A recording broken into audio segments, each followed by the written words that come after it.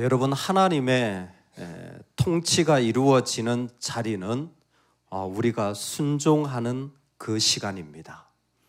순종하지 않으면 하나님의 통치가 이루어질 수가 없습니다. 하나님은 지금도 하나님의 다스림을 이 땅에 드러내시는 것입니다.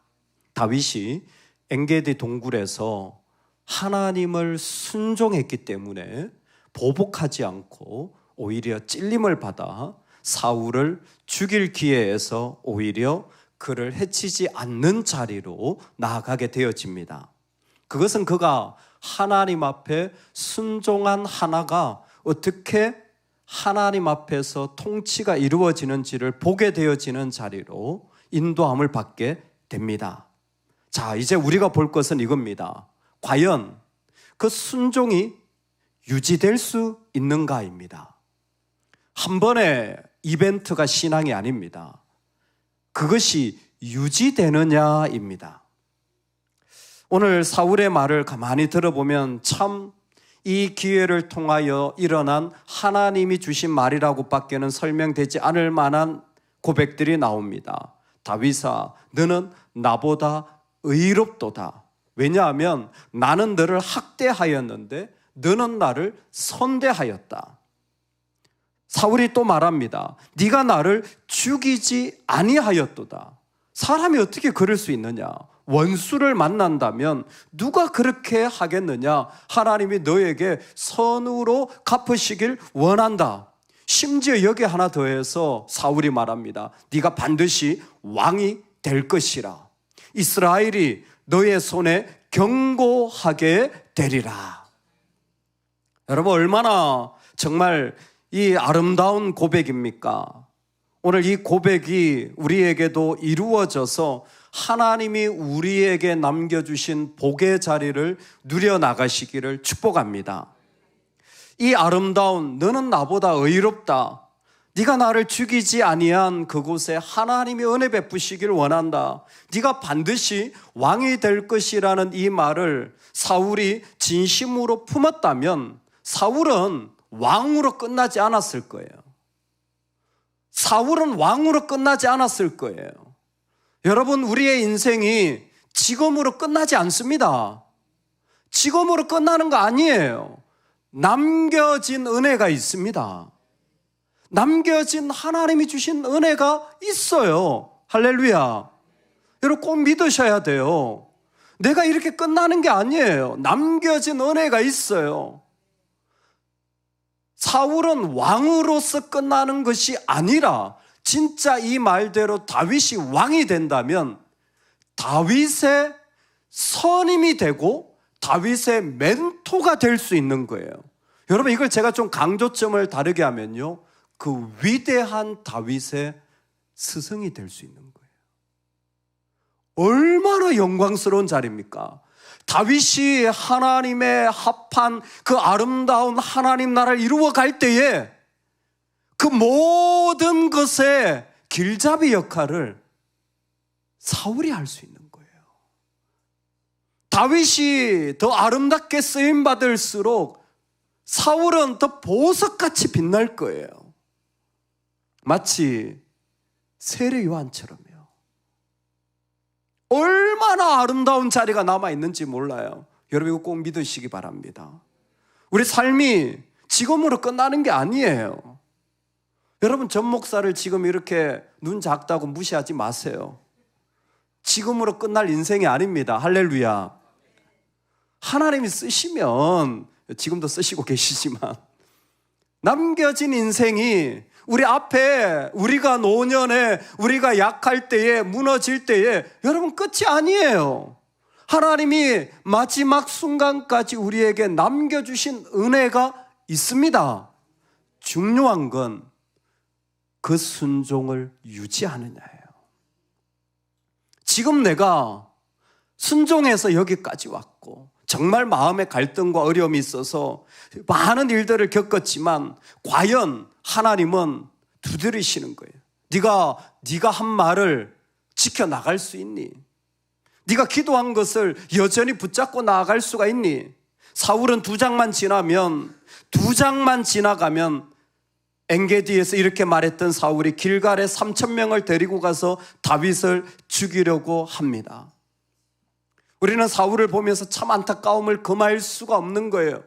이미 사울은 하나님보다 사람을 더 두려워하여 그들의 말을 청종했던 일들이 있었습니다. 이미 사울에겐 여호와의 영이 떠나서 영적 공함이 있는 모습임을 알 수 있었습니다. 아마 이런 것들이 복합적으로 작용했기 때문에 아마 이 말들이 그에게는 유지될 수 없었는지도 모릅니다.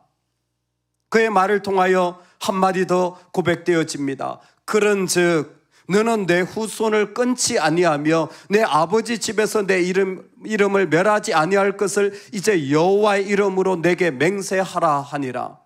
다윗에게 마지막 부탁하죠. 내 후손을 끊지 아니하고 내 아버지 집에서 내 이름을 멸하지 마라.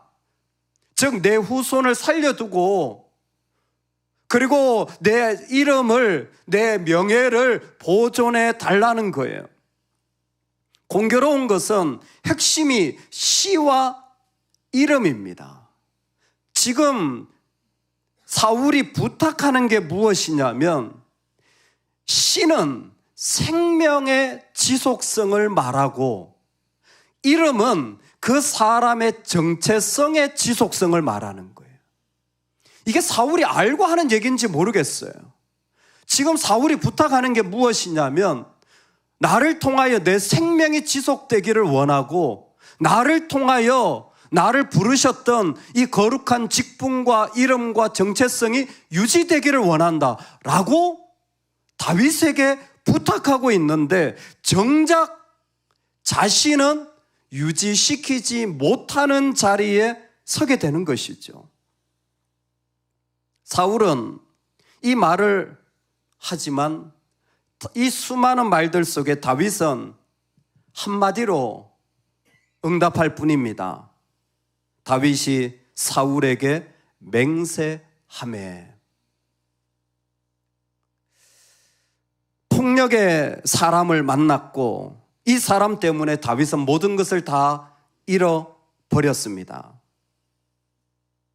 여러분, 사울의 말에 여러분의 미래를 걸지 마십시오.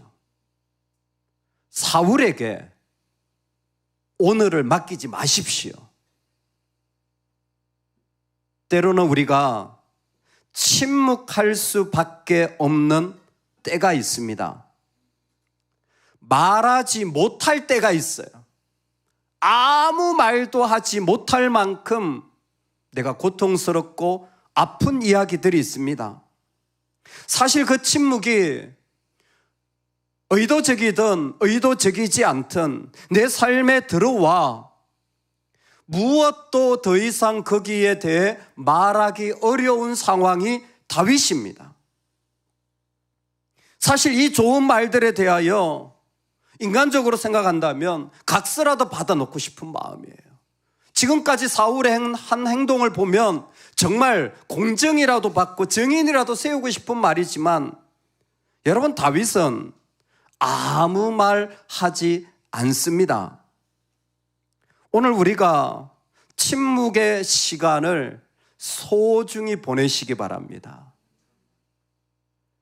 내가 아무 말도 누군가에게 할 수 없을 때 여러분, 그때 우리 안에 하나님을 향한 내 마음이 지속되어질 수 있는 힘이 생기기 시작하는 거예요. 누군가에게 무엇을 말하면 참 좋겠는데 사울처럼, 때로는 다윗처럼 여기에 대해서 아무것도 말하지 못하고 이 많은 말 중에 다윗이 한 말은 여호와께 맹세한 것밖에 없습니다. 그런데 그게 제일 중요해요. 그게 제일 중요해요. 침묵할 수밖에 없을 때 여러분, 그때 여러분은 하나님에게 붙어 있으시기 바랍니다.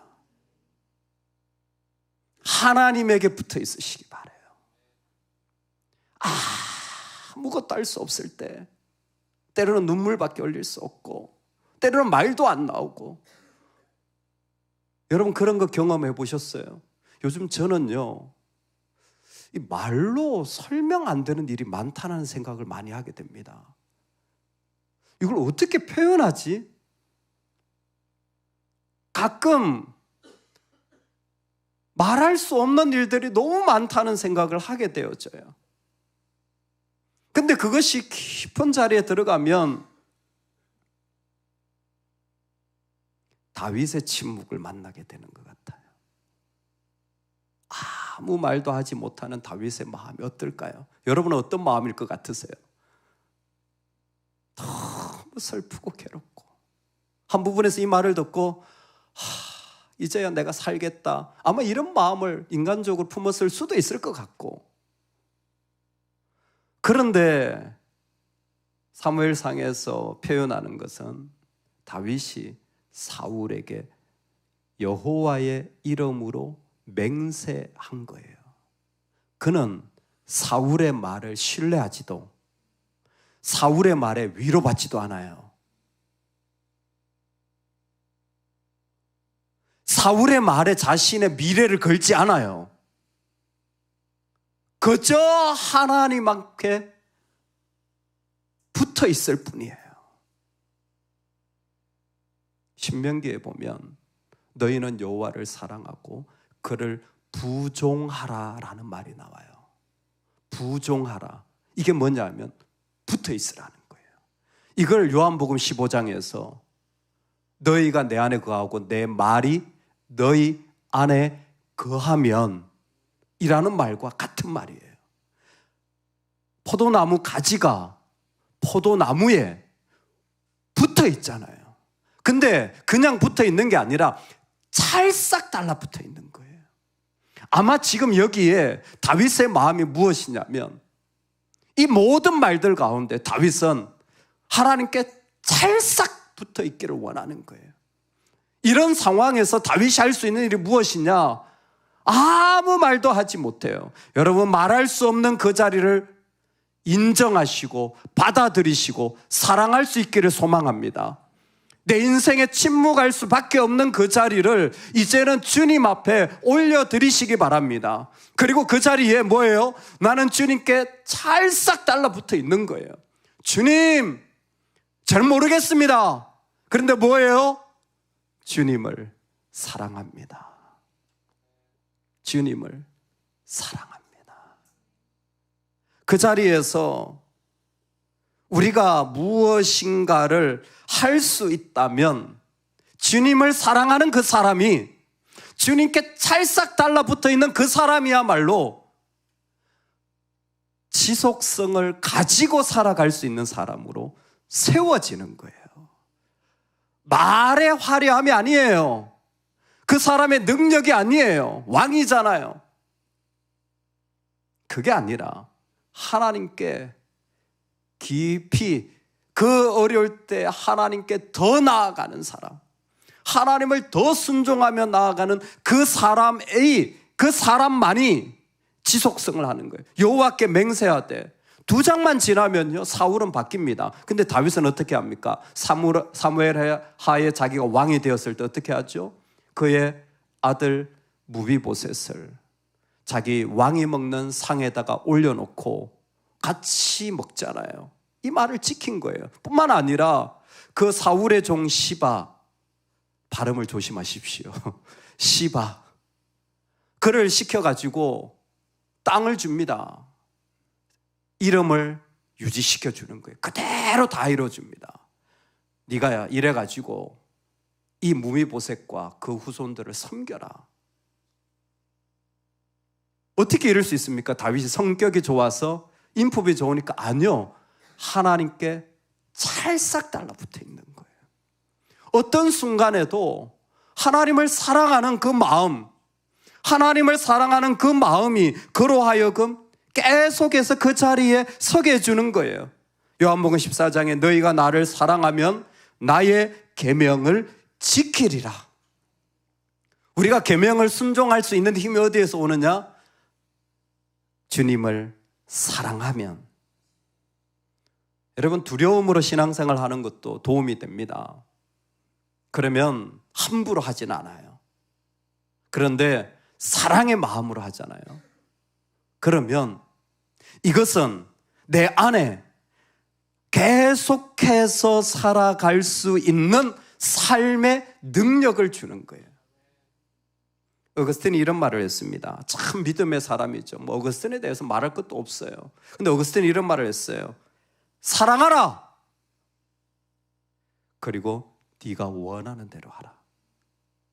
여러분, 정말 놀라운 말이에요. 어거스틴이 네가 원하는 대로 하라 이렇게 말할 사람이 아니에요. 근데 사랑하라.